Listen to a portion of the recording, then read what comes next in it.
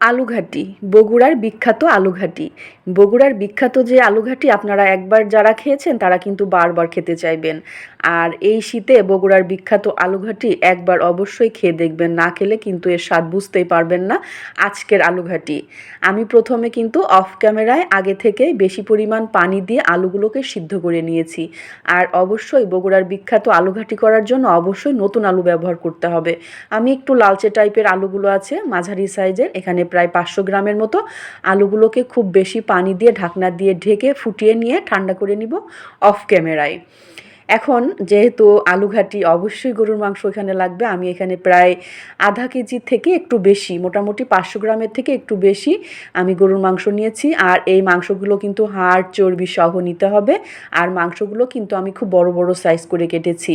গোটা মশলার জন্য এখানে নিয়েছি 3 টুকরা তেজপাতা, নিয়েছি এলাচ, দারচিনি, কালো এলাচ, লবঙ্গ এবং গোলমরিচ পরিমাণ মতো নিয়েছি 1 মুঠো পেঁয়াজ কুচি, নিয়েছি 1 টেবিল চামচের মতো আদা বাটা আর 1 টেবিল চামচের মতো রসুন বাটা। দেওয়ার পরে এখানে দিয়েছি 1 চা চামচ, মোটামুটি চা চামচের 1 চা চামচ হলুদের গুঁড়া, দিয়েছি হাফ চা চামচের মতো ধনিয়া গুঁড়া, আর এখানে দিয়ে দিচ্ছি 1.5 টেবিল চামচের মতো লাল মরিচের গুঁড়া। এর আগে দিয়েছি আমি সামান্য পরিমাণ টালা জিরা গুঁড়া। আমি 1.5 টেবিল চামচের মতো লাল মরিচের গুঁড়া দিচ্ছি। এখানে কিন্তু আলুঘাটি করার জন্য একটু ঝাল ঝাল হবে। পরিমাণ মতো দিয়েছি লবণ। আর এখানে আমি সরিষার তেল দিয়ে রান্না করব, চাইলে কিন্তু আপনারা এখানে সয়াবিন তেল দিয়েও রান্না করতে পারবেন। এখন এই গরুর মাংসের সাথে মশলাগুলোকে খুব ভালোভাবে মাখিয়ে নিচ্ছি। মাখিয়ে ঢাকনা দিয়ে ঢেকে আমি চুলায় বসিয়ে দিচ্ছি। আমি অফ ক্যামেরায় কিন্তু চুলায় বসিয়ে দিয়েছি। আর আমি মাংসটাকে সিদ্ধ করব, এর জন্য আমি আগে থেকেই মাংসটাকে বসিয়ে নিয়েছি। নেওয়ার পরে মোটামুটি মাংসটাকে যখন আমি নাড়াচাড়া করে নিচ্ছি আর ঢেকে ঢেকে কিন্তু আমি রান্নাটা করে নিব। আর এখন আমি প্রায় 4 থেকে 5 মিনিট পরে ঢাকনাটাকে তুলে নিয়েছি। যেহেতু মাংস থেকে পানি বের হয়ে আসবে, এর জন্য মাংসটাকে খুব ভালোভাবে কষিয়ে নিতে হবে। আর আমি এখানে মাংসটা কষানোর জন্য এখানে আমি গরম পানি ব্যবহার করেছি। হালকা কুসুম গরম পানি ব্যবহার করলে যে কোনো রান্নার স্বাদটাও খুব বেশি ভালো পাওয়া যায় আর তাড়াতাড়ি হয়। এখন আমি ঢাকনা দিয়ে ঢেকে প্রায় 50 থেকে 55 মিনিটের মতো করে মাংসটাকে আমি অফ ক্যামেরায় বারবার নাড়াচাড়া করে সিদ্ধ করে নিচ্ছি। আমি আপনাদেরকে একটুখানি দেখিয়ে দিচ্ছি, মাংসটা প্রায় সিদ্ধ হয়ে গিয়েছে আর উপর থেকে তেলটা ভেসে উঠেছে। এই পর্যায়ে কিন্তু আমি আবারও মাংসটাকে ঢাকনা দিয়ে ঢেকে রান্না করে একটা সাইডে রেখে দিচ্ছি। যেহেতু ভিডিওটা একটু বড় হয়ে যাবে, এর জন্য আমি প্রথমে আবারও একটা প্যানে দিয়ে দিচ্ছি প্রায় হাফ কাপের মতো সরিষার তেল। সাথে দিয়েছি ফোড়নের জন্য সামান্য পরিমাণ জিরা গুঁড়া, আর দিয়েছি গোটা মশলার মধ্যে সেম মশলা, শুধুমাত্র কালো এলাচটা বাদ দিয়ে। আবারও এখানে 1 মুঠো আমি পেঁয়াজ কুচি দিয়েছি। এখন পেঁয়াজ কুচিটাকে খুব ভালোভাবে কিন্তু ভেজে নিচ্ছি। ভেজে নিতে নিতে কিন্তু আমি দিয়েছি এখানে আবারও প্রায় 5 থেকে 6 টুকরার মতো কাঁচামরিচের ফালি। দেওয়ার পরে এখন এই পেঁয়াজটাকে আমি হালকা লালচে করে ভেজে নিচ্ছি। এখানে কিন্তু সেম মশলাটাই ব্যবহার করতে হবে। গরুর মাংসের মধ্যে আমি যে মশলাগুলো ব্যবহার করেছি শুধুমাত্র ধনিয়ার গুঁড়া ছাড়া। হাফ চা চামচ দিয়েছি আদা বাটা আর হাফ চা চামচ দিয়েছি রসুন বাটা। এখানে কিন্তু মাংসটা ঠিক যেভাবে রান্না করে নিচ্ছি আর আলুটাকেও কিন্তু ঠিক এইভাবে রান্না করে নিতে হবে। এখন মশলাটা কষানোর জন্য সামান্য পরিমাণ পানি দিয়েছিলাম।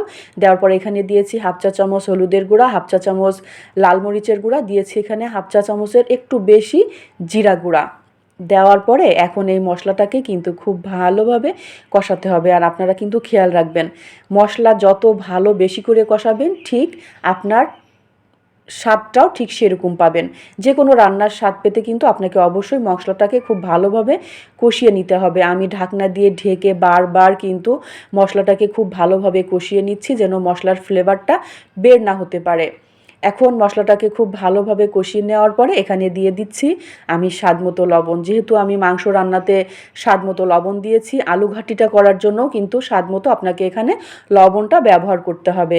এখন আমি আলুটা সিদ্ধ করে খোসাটা ছেড়ে তারপরে আলুটাকে আমি আধা ভাঙ্গা করে নিয়েছি।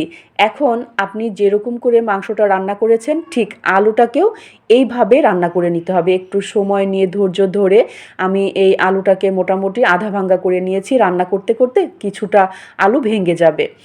তো আলু ঘাটির প্রধান উপকরণ হচ্ছে আপনি মাংসটাকেও ঠিক যেভাবে রান্না করবেন, আলুটাকেও ঠিক সেভাবে রান্না করবেন। এতে করে আপনার আলু ঘাটির স্বাদটা দ্বিগুণ বেড়ে যাবে। আলুটাকে খুব ভালোভাবে কষিয়ে নেওয়ার পরে যখন পানিটা টেনে মশলাটাকে খুব ভালোভাবে কষিয়ে খুব ভালো মতো আলুটা রান্না করা হয়ে গিয়েছে, আর আপনাদেরকে আমি দেখিয়ে দিচ্ছি। এই পর্যায়ে আমি এখানে দিয়ে দিয়েছিলাম প্রায় 4-5টার মতো আস্ত কাঁচামরিচ। কাঁচামরিচটা দেওয়ার পরে যখন আলুটাকে খুব ভালোভাবে আমি রান্না করে নিয়েছি, ওই পর্যায়ে আমি এখানে দিয়েছি পরিমাণ মতো পানি। প্রায় আমি এখানে 3 কাপের মতো পানি দিয়েছি, কুসুম পানি। কুসুম পানি দেওয়ার পরে যেহেতু হাঁড়িটা আমার কাছে একটুখানি ছোট মনে হয়েছিল, এই জন্য আমি মাংসর মধ্যে আলু ঘাটিটাকে ছেড়ে দিচ্ছি। এখন আপনাকে এই মাংসর সাথে আলুটাকে দিয়ে খুব ভালোভাবে কিন্তু রান্না করতে হবে। রান্নাটা এখন আমার প্রায় রান্না করতে প্রায় 5 থেকে 6 মিনিট, মোটামুটি 7 মিনিটের মতো সময় লাগতে পারে। যাই হোক, উপর থেকে আমি তেজপাতাগুলো ফেলে দিচ্ছি। আর আমি যে আলুটা রান্না করেছি সেই আলুর প্যানটা ধুয়ে আমি এখানে 1/2 কাপের মতো পানি ব্যবহার করেছি। আর এই আলু ঘাটিটা রান্না করার জন্য মোটামুটি 3.5 কাপ কুসুম গরম পানি ব্যবহার করেছি। এখন চুলার আঁচটা মিডিয়াম করে রেখে ঢাকনা দিয়ে ঢেকে রেখে দিচ্ছি প্রায় 4 মিনিটের মতো। 4 মিনিট পরে যখন রান্না একেবারেই কমপ্লিট হয়ে গিয়েছে, আর আপনাদেরকে আমি ঢাকনাটা তুলে দেখিয়ে দিচ্ছি। যেহেতু আলু ঘাটি একটু ঝোল রেখে দিতে হবে, ঠান্ডা হলে কিন্তু ঘন হয়ে যাবে। এই পর্যায়ে আমি আপনাদেরকে দেখিয়ে দিচ্ছি মাংসটা একেবারে সিদ্ধ হয়ে গিয়েছে আর সামান্য পরিমাণ ঝোল আছে। এখন দিয়ে দিচ্ছি এর মধ্যে সামান্য পরিমাণ টালা জিরা গুঁড়া দিয়ে ঢাকনা দিয়ে ঢেকে রেখে দিচ্ছি আরও 2 মিনিট। 2 মিনিট পরে যখন আজকের এই আলু ঘাটিটা ঠান্ডা হয়ে যাবে, উপর থেকে মোটামুটি তেলটা উঠে আসবে। আজকে আপনাদের সাথে দারুণ মজার গরম ভাতের সাথে আর রুটি পরোটার সাথে খেয়ে দেখবেন, আর আমাকে একটু কমেন্ট করে জানাবেন কেমন হয়েছে। সহজ রেসিপি পেতে পেজটাকে ফলো করে পাশে